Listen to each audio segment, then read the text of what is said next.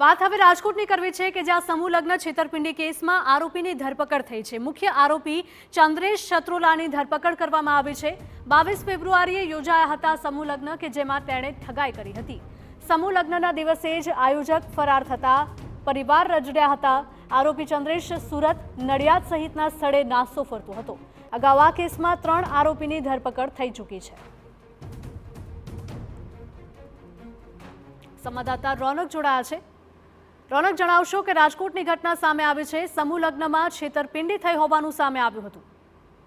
જી હિરલ, બિલકુલ આ 22 ફેબ્રુઆરીની ઘટના હતી કે જ્યાં વહેલી સવારે 28 યુગલો હતા। તેમના લગ્નનું આયોજન કરવામાં આવ્યું હતું। તેમની પાસેથી રૂપિયા પણ લેવામાં આવ્યા હતા, પરંતુ જ્યારે આ યુગલો છે 28 યુગલ અને તેના પરિવાર જ્યારે લગ્ન સ્થળે પહોંચે છે ત્યારે જઈને ચોંકી ઉઠે છે ને ખૂબ જ આઘાતમાં જાય છે, કારણ કે ત્યાં લગ્ન સ્થળે કંઈ પણ જાતનું આયોજન નહોતું ને જે આયોજકો છે તે રૂપિયા લઈને રફુ ચક્કર થઈ ગયા હતા।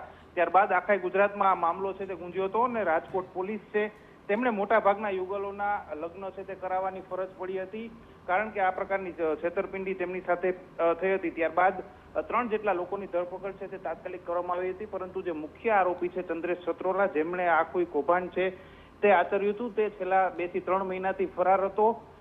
જે પોલીસ સૂત્રોના જણાવ્યા મુજબ આરોપી છે સુરત ભાગી ગયો હતો, ત્યારબાદ નડિયાદ પણ હોવાની માહિતી મળી હતી, પરંતુ પોલીસના હાથમાં નહોતો આવ્યો। પરંતુ પોલીસને બાતમી મળી હતી કે આ આરોપી ચંદ્રેશ છત્રોલા છે મુખ્ય આયોજક, તે પોતાના ઘરે રાજકોટ આવ્યો છે અને આ બાતમીના આધારે જ પોલીસે મોડી રાત્રે ચંદ્રેશ છત્રોલાની ધરપકડ કરી લીધી છે અને મુખ્ય આરોપી છે તે પોલીસના સકંજામાં આવી ગયો છે। હવે તેની પૂછપરછમાં બહાર આવશે કે આમાં અન્ય કોઈ સામેલ હતું કે કેમ। બિલકુલ રોનક, માહિતી બદલ આપનો આભાર। તો રાજકોટમાં સમૂહ લગ્નમાં છેતરપિંડીના કેસમાં આરોપી હવે ઝડપાયો છે, તેની વિરોધમાં કાર્યવાહી કરવામાં આવશે।